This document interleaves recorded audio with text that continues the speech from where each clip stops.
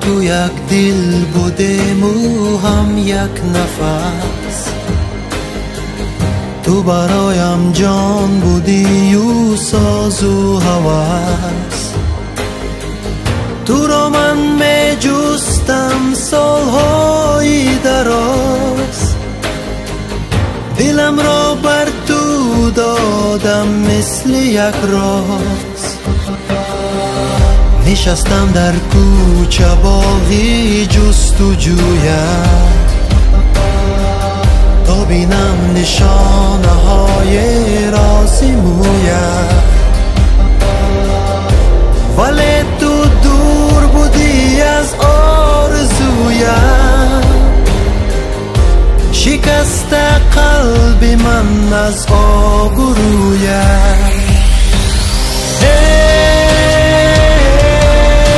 خدایا این چه حال است، عشق پاکم به مثال است. ای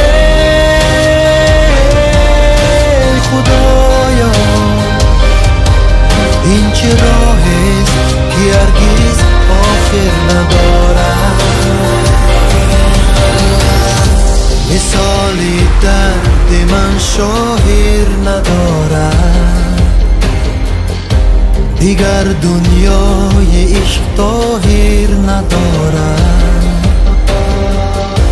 در این دنیای درد و ناامیدی ببین چیز دیگر نادر ندارد.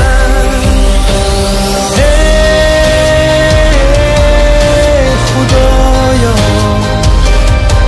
این چه حال است، عشق پاکم به مثال است.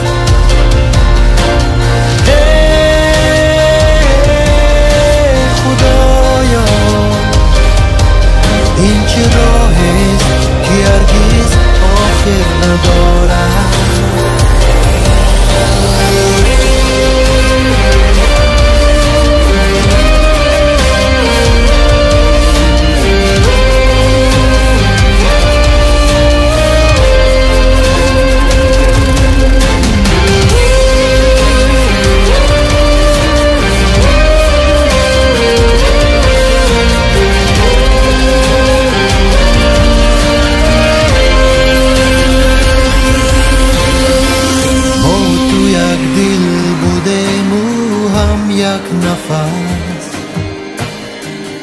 تو برایم جان بودی و ساز و هوس، تو را من می جستم سالهای دراز، دلم را بر تو دادم مثل یک راز.